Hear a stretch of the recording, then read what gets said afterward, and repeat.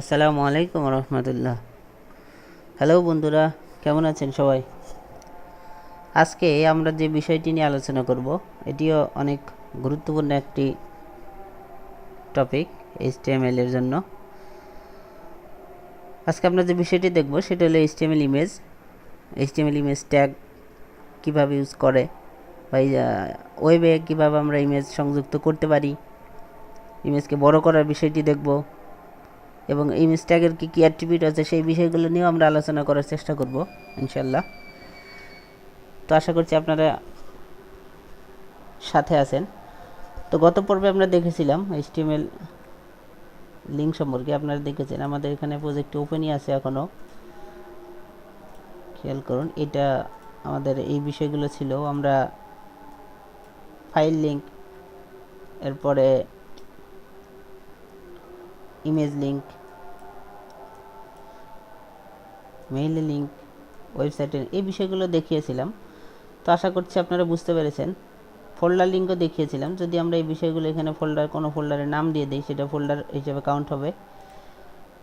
তো যাই হোক, সেদিকে আমরা যাব না। আজকে আমরা যে বিষয়টি করব এটা আমরা একটা আউটপুটটা আমরা একবার দেখে নিচ্ছি। এটা হলো আমাদের আউটপুট ছিল। আমরা এখানে গো টু পেজ ছিলাম ও আমরা সেম পেজ লিঙ্ক করেছিলাম, এই বিষয়গুলো ছিল। যাই হোক, আমরা এদিকে আর যাব না। আজকে যেটা করব সেটা হলো এইখানে আমরা একটা ইমেজ নিয়ে আসবো, ঠিক আছে, এবং এই ইমেজের যে বাকি অ্যাট্রিবিউটগুলো থাকে সেই অ্যাট্রিবিউটগুলো নিয়েও আলোচনা করব। তো আপনারা গত দিনে দেখেছেন এখানে আমরা দুইটা ইমেজ নিয়ে এসেছিলাম, আমি যেগুলো আননেসেসারি ফাইল বা ফোল্ডার আমি ডিলিট করে দিচ্ছি। তো ইমেজটাকে আমরা ইমেজ নামক ফোল্ডারের ভিতরে নিয়ে যাচ্ছি। আমরা দুইটি ইমেজকেই কী করব, দুইটি ইমেজকেই ডিসপ্লে করব আমাদের এখানে পাশাপাশি। তো খেয়াল করুন, আমরা এটা অ্যাবাউট পেজ থাক, সমস্যা নেই। আমরা ইন্ডেক্স পেজে কাজ করছি। তো আমার ইমেজের জন্য যে ট্যাগটি ইউজ করা হয় সেটি হলো আইএমজি। এই আইএমজির ফুল মিনিং ইমেজকে শর্ট ভার্সনে আইএমজি। তো আইএমজি এমন একটি ট্যাগ যেটার আপনার ক্লোজিং ট্যাগ দরকার হয় না, আইএমজি, ঠিক আছে, এটা দরকার নেই। আচ্ছা, এখন এই যে আইএমজি লিখলাম, এইটা লিখলে কি কাজ হবে? তো আমরা একবার সেভ দিচ্ছি, খেয়াল করুন, সেভ দিলাম, কোনো কাজ হয় নাই। আমরা গত ট্যাগে যেটা দেখেছিলাম, লিঙ্কের ট্যাগে যেটা দেখেছিলাম সেটা হলো যে যদি অ্যাট্রিবিউট আমরা ইউজ না করি তবে সেই ক্ষেত্রে সেই লিঙ্ক কার্যকরী হয় না বা দেখা যায় না। তো ইমেজের ক্ষেত্রেও তাই, ইমেজেও আপনি যদি অ্যাট্রিবিউট ইউজ না করেন তাহলেও সেক্ষেত্রে ইমেজটা দেখা যাবে না। তো যেটা হয়, মূল যে অ্যাট্রিবিউট সেটা হলো সোর্স।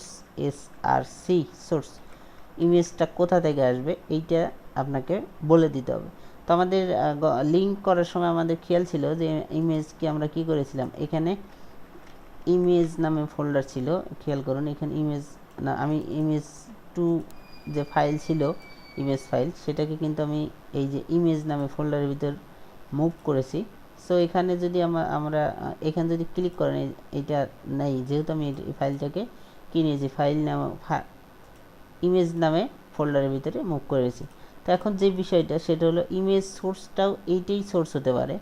তো যাই হোক, আমি এইভাবে বলছি যে আমাদের ইমেজ নামে যে ফোল্ডার ছিল সে ফোল্ডারের নাম, এরপরে ইমেজের নাম আপনি চাইলে কপি করে নিয়ে আসতে পারেন, জেপিজি, অবশ্যই এক্সটেনশন ভুল করা যাবে না, কারণ আমরা যদি এখানে ইমেজ নামে .gif ইউজ করি, খেয়াল করুন এখানে এই যে ইমেজের ছোট্ট একটা আইকন আসছে ইরর, এইটা যখন আপনার ইমেজকে যখন শো হবে না বা দেখাবেন তখন এইরকম একটা আইকন দেখা যাবে। খেয়াল করুন, আমি এখানে একটা ব্রেক ইউজ করছি, দুটি ইউজ করলাম, এই হলো বিষয়। তো এখন যেটা আমাদের ইমেজের নাম কিন্তু ছিল হলো image.jpg। তো আমরা শুধুমাত্র জেপিজির জায়গায় জিপ দিয়েছি, ইমেজের নাম ঠিক ছিল, এই জন্য এটা আসে নাই। তো আমরা এটাকে জেপিজি করে দিচ্ছি, খেয়াল করুন, খুবই সিম্পল একটা বিষয়। এখন রিফ্রেশ দিলাম, এই হলো ইমেজ, ঠিক আছে। তো এখন যে বিষয়টি দেখব সেটা আমি বলেছিলাম আজকের যে টপিকের ভিতরে ছিল, ইমেজের সাথে লিঙ্ক করব অথবা ইনলার্জ ইমেজ সিস্টেমটা আমরা দেখব, মানে ইমেজকে বড় করা। তো ইমেজ বড় করার জন্য আমি নিয়েছি ছোট একটা ছবি। তো এখানে আরও অ্যাট্রিবিউটগুলো আমরা ইউজ করছি, দেখেন ওয়াইড। তো আমি এটার ওয়াইড দিলাম 100, ঠিক আছে। তার আগে আমি আপনাদেরকে বর্ডারে একটা দেখাই, যেহেতু আমরা একটু বড় করেই দেখি। সো ওয়াইড যখন ইউজ করবো 100, তখন এটা ছোটো। তো আমরা এইটার ওয়াইড যদি 1 ইউজ করি, খেয়াল করুন এখানে একটা ওয়াইড আসছে। যদি আমরা বিষয়টা খুব একটা ভালো দেখতে পাচ্ছি না, আমরা এটা 10 করে দিচ্ছি। এখন দেখুন, ঠিক আছে, কালো একটা বর্ডার কিন্তু চলে এসেছে। তো যাই হোক, আমি এই বিষয়টা এত বড় না দিয়ে আমি 3-এ দিতে পারি। তো আমি এখন যেটা করব, ওয়াইড এরপরে এইচ হাইট দিলাম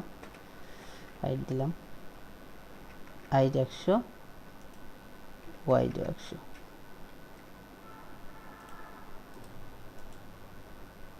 ঠিক আছে। তো এখন যেটা করবো, আমি এখানে লিখে দিতে পারি ইনলার্জ ইমেজ, অথবা ইমেজকেই আমি বলে দিতে পারি ইমেজ।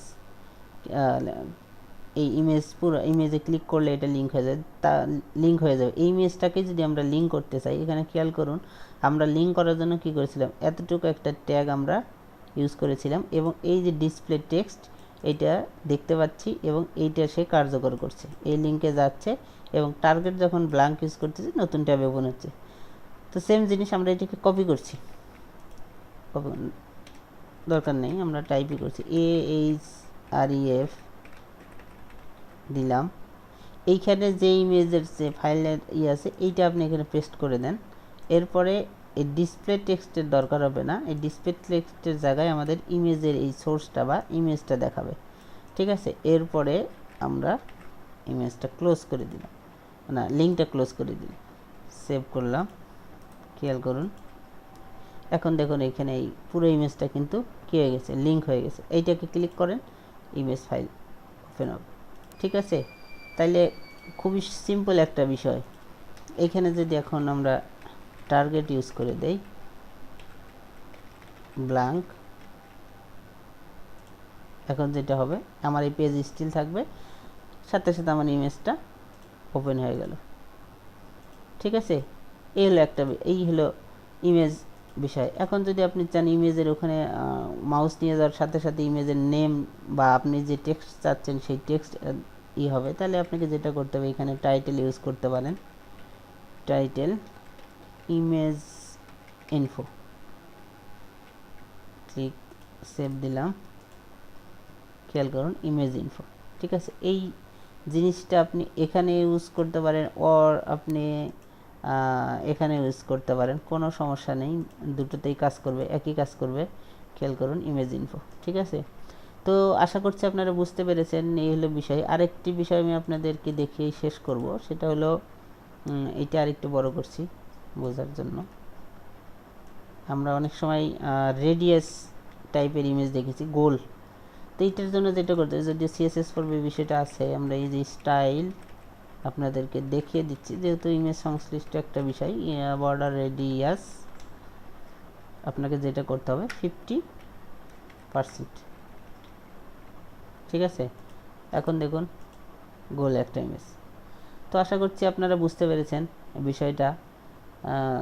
যদি বুঝতে না পারেন, না বোঝার কিছুই নেই, যদি বুঝতে তাও না পারেন, তবে কমেন্টসে জানান, আমি যত সম্ভব আপনাদেরকে হেল্প করার চেষ্টা করব। আর যদি সময় না পাই, অবশ্যই ইমেইলও করতে পারেন, ইমেল করে রাখলেও হয়তো ইমেলটা বারবার চেক করা হয়, কমেন্টস হয়তো অত এইভাবে চেক করা হয় না যেভাবে ইমেল চেক হয়। তো যাই হোক, ইমেল করতে পারেন। তো ধন্যবাদ আজকে, আসসালামু আলাইকুম।